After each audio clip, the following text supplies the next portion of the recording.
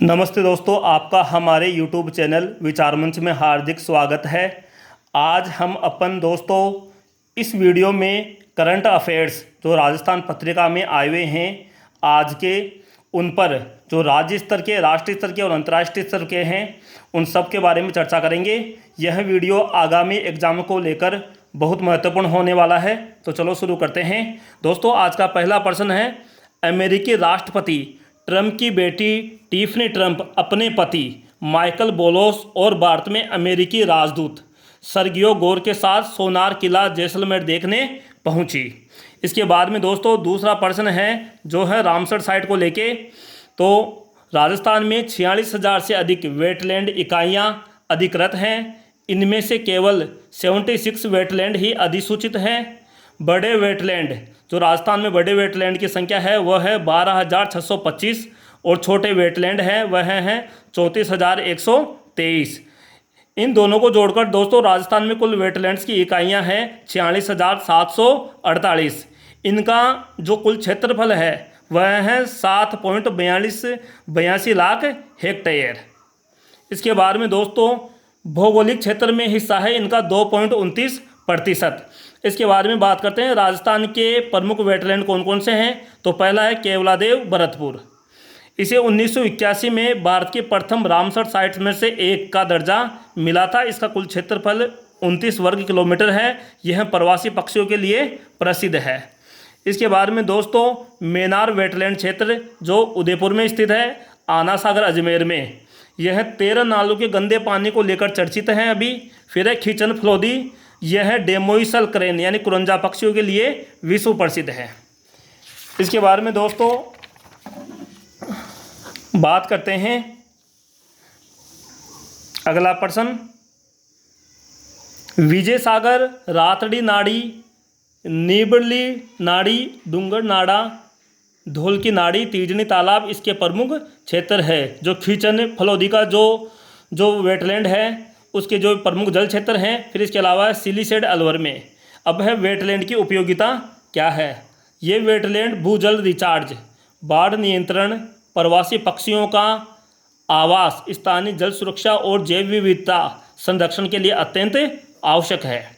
Note दोस्तों, उच्चतम न्यायालय के निर्देशानुसार राज्य सरकार ने 2.25 हेक्टेयर से अधिक क्षेत्रफल वाले जलाशयों को चिन्हित कर राजस्थान में 9,000 से अधिक वेटलैंड्स सूचीबद्ध किए हैं। इनमें से 76 वेटलैंड्स को वेटलैंड रूल्स 2017 के तहत अधिसूचित किया गया है।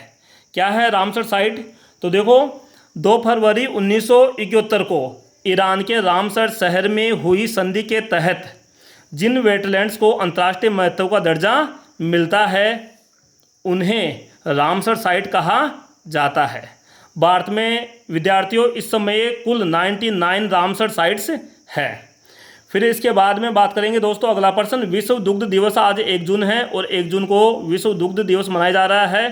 तो बात करते हैं देश के टॉप 5 जो दुग्ध उत्पादक राज्य है उनके बारे में। तो उत्तर प्रदेश पहला स्थान है। उत्तर प्रदेश का दुग्ध उत्पादन में, जो देश के कुल दूध उत्पादन में इसका हिस्सा है 15.66%। इसके बाद में है राजस्थान राज्य, इसका हिस्सा है 14.82%। इसके बाद में तीसरे स्थान पर है मध्य प्रदेश जिसका हिस्सा है 9.12%। इसके बाद में दोस्तों है गुजरात का चौथे स्थान पर जो 7.78% दूध का उत्पादन करता है। फिर 5वां स्थान है महाराष्ट्र का जो 6.71% दूध का उत्पादन करता है। इसके बाद में दोस्तों फिर बात करते हैं अपन 20वीं पशु गणना के अनुसार राज्य में करीब 1.39 करोड़ गौवंश हैं और 1.37 करोड़ भैंसवंश है। राठी, थारपारकर, गिर और साहिवाल जैसी गाय की उन्नत नस्लों के साथ मुर्रा भैंस के विस्तार ने दुग्ध उत्पादन को बढ़ा दिया है। फिर इसके बारे में दोस्तों अगले प्रश्न की हम बात करें तो राजस्थान की ताप विद्युत परियोजनाएं सूरतगढ़, गंगानगर, काली सिंध, झालावाड़, छबड़ा, बारा में फ्यूल गैस डिसल्फराइजेशन यानी कि FGD संयंत्रों का निर्माण किया जाएगा। यह सल्फर डाइऑक्साइड गैस को रोकने का काम करेगी। इसके बाद में दोस्तों सूरतगढ़ थर्मल पावर प्लांट में 660 मेगावाट की 7वीं और 8वीं इकाई जो है इस समय कार्यरत है, चालू है।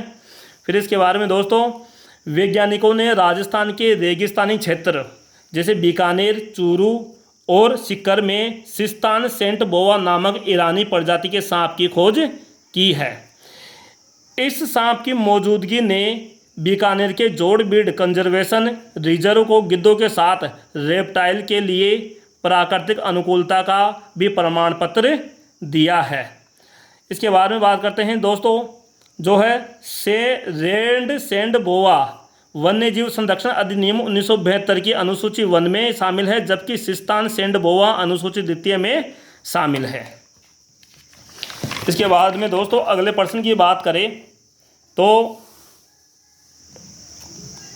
राजस्थान में औद्योगिक निवेश को गति देने के लिए Rajasthan industrial corridor development corporation यानी रिडको की नई भूमि आवंटन एवं मूल्य निर्धारण नीति को मंजूरी दे दी गई है।